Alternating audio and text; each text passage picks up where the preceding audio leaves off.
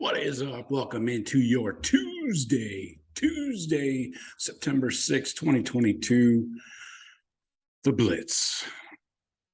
Are you ready to get blitzed? Let's get blitzed. I'm Joe from the Buckeye Cast, bringing you our 5-minute podcast every day of the week, even on holidays, Sundays, no days off.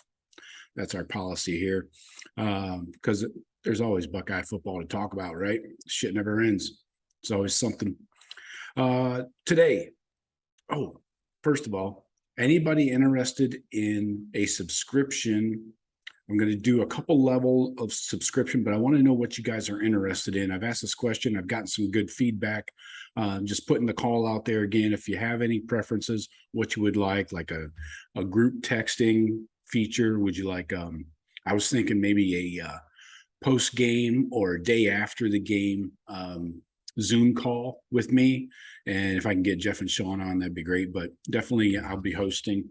I'm thinking those two features are what I keep hearing most about is just group text to share info and stuff like that. And then a call where you can, the Zoom show can be like a call-in show, you don't have to be on video if you don't want to.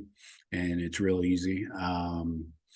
Something like that. So let me know what you guys are thinking. And if there's any other features, I might do a recruiting show, maybe even a gambling show. And those would be for the subscription levels only. Okay. So let me know what you think. And for those of you that have contributed to the show and helped out, I really appreciate it so far. Anybody else, just look for the links in the show description and the show notes. And there's links to buy me a shot. All right. I appreciate it. So today's 5-minute show, we're going to talk about the offense from Saturday night and specifically the O-line and the running game, because I believe that the toughness really came out in that second half, especially. First half, I was up in the air when guys kept falling out left and right. You got JSN out. Fleming didn't even play.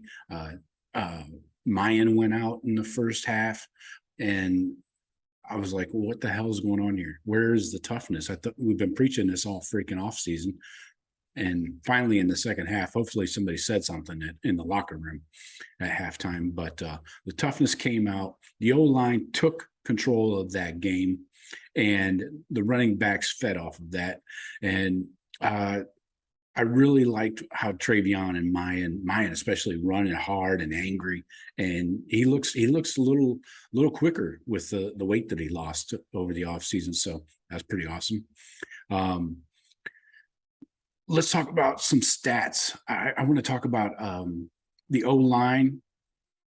Sorry, the people upstairs are having their bathroom remodeled in this I live in an old condo building by the beach, and people are constantly remodeling their fucking condos.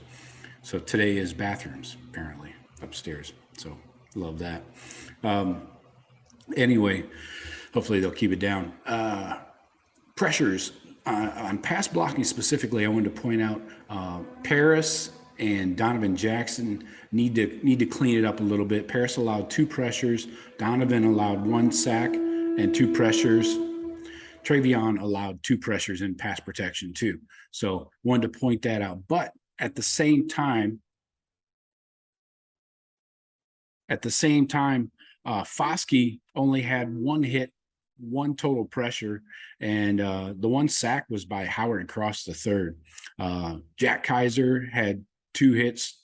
Riley Mills had 2 hurries, and a couple other guys. Justin Adamiola, the D tackle, had a hurry.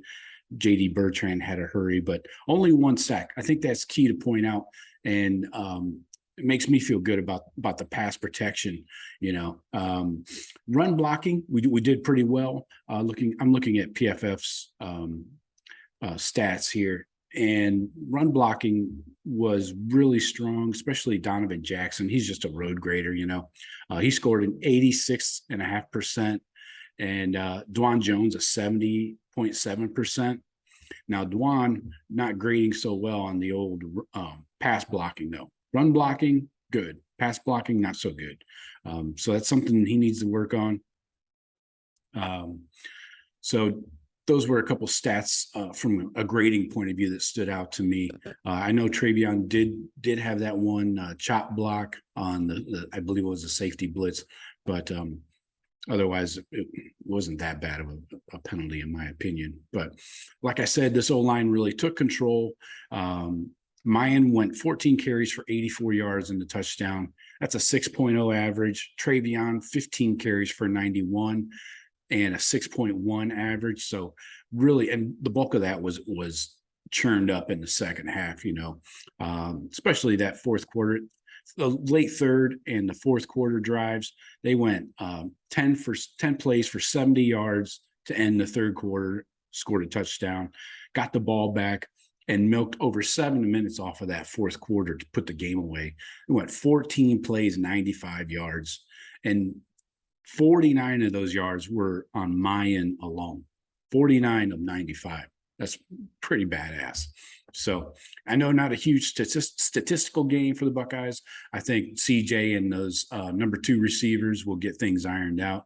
I think Harrison has some stuff to work on, but just focusing on the O-line and the run game, looks solid, looks good. That was the best defensive line we're going to face until maybe Michigan. I'm not sure Michigan's D-line was that good. Foskey, that the NFL first rounder, didn't do shit, So we'll see how things go and how things play out. We've got a couple of weeks to get healthy. And I know Luke Whippler was in a boot after the game. Hopefully it's just precautionary and nothing serious. So otherwise, you could see Matt Jones slide over into the center spot, and they bring in Josh Fryer and pull Whippler out entirely, So if it goes that way, you could see that happening. But anyways, that's all I got for today. I will talk to you tomorrow. Go Bucks.